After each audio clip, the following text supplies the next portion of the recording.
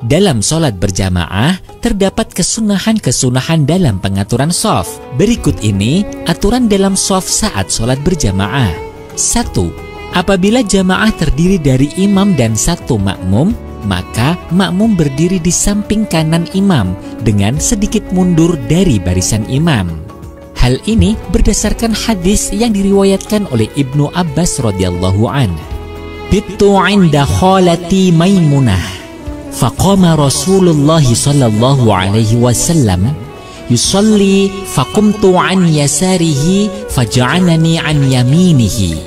Artinya, saya menginap di rumah bibiku Maimunah. Rasulullah sallallahu alaihi wasallam berdiri untuk melaksanakan sholat. Lalu aku berdiri di samping kirinya. Kemudian beliau memindahkanku ke samping kanan beliau. Muttafaq alaih. Apabila makmum memulai sholat dengan posisi berdiri di sebelah kiri imam, maka ia berinisiatif untuk berpindah ke samping kanan imam.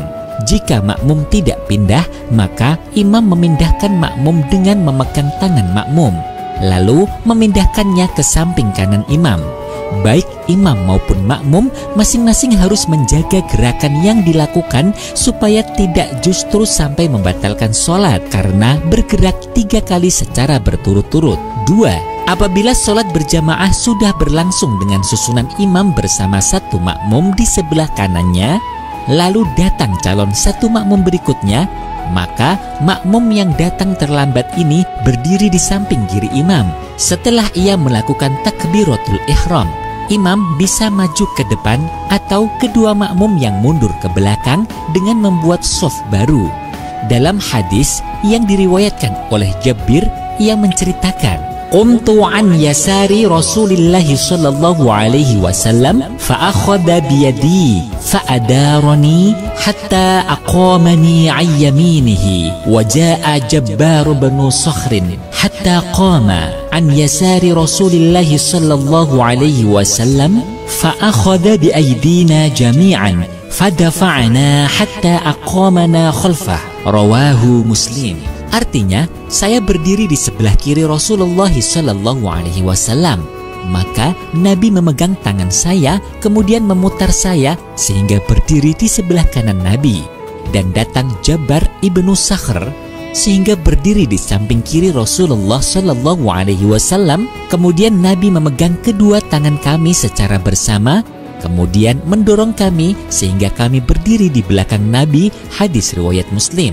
Perlu diperhatikan, mundurnya kedua makmum ini dilaksanakan setelah makmum yang kedua melaksanakan takbiratul ihram. Apabila terdapat calon makmum yang akan bergabung mengikuti jamaah namun belum bertakbiratul ihram, makmum yang pertama masih pada posisi semula, yaitu berada di sebelah kanan imam. Sahabat Muslim, pilihan antara imam yang maju atau makmum yang mundur pada sholat jamaah seperti ini perlu melihat lokasi yang paling memungkinkan. Apabila di depan imam ruangannya longgar, sedangkan di belakang makmum tidak cukup ruang, maka imam yang maju ke depan.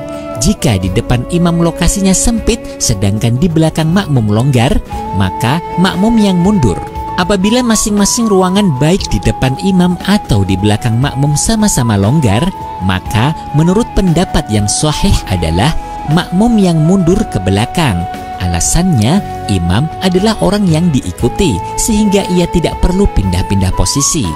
3. Apabila terdapat jamaah dengan satu makmum, namun yang datang kemudian adalah 2 orang laki-laki dewasa secara bersama-sama, maka kedua calon makmum ini langsung membuat shaf di belakang imam, sedangkan makmum yang pertama tadi mundur, bergabung pada shaf di belakang imam.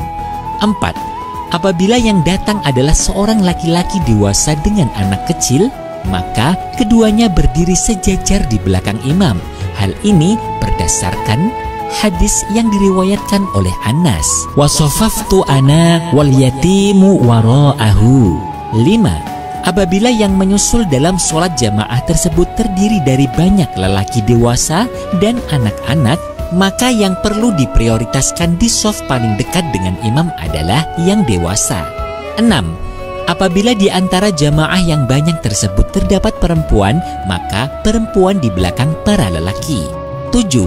Apabila terdapat orang khuntha atau orang berkelamin ganda yang masing-masing masih berfungsi semua, maka urutan jamaahnya adalah paling depan sendiri adalah kelompok laki-laki, belakangnya adalah kelompok anak-anak laki-laki, belakangnya lagi adalah khuntha, kelompok paling belakang adalah kelompok para wanita. Sahabat muslim hafizakumullah, menurut Imam Syafi'i rahimahullah dalam kitab Al-Um menyatakan apabila makmum yang hanya satu orang berdiri di samping kiri imam atau di belakang imam, maka bagi keduanya terkena hukum makruh.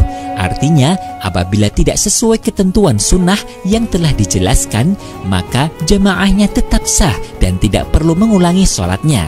Begitu pula apabila makmumnya dua orang namun keduanya berdiri di samping kanan imam atau di kiri imam semua, atau ketentuan yang dijelaskan dalam aturan shaf tersebut tidak dipatuhi, maka semua sholatnya sah, namun hanya terkena hukum makruh saja.